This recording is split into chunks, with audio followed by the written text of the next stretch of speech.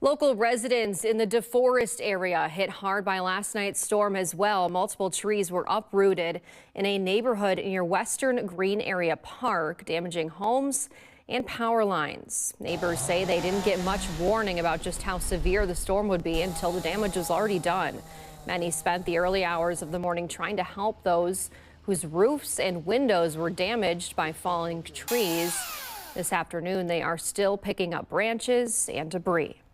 There's nothing we can do, really. I mean, we've lived here 34 years, and this is the worst it's ever been.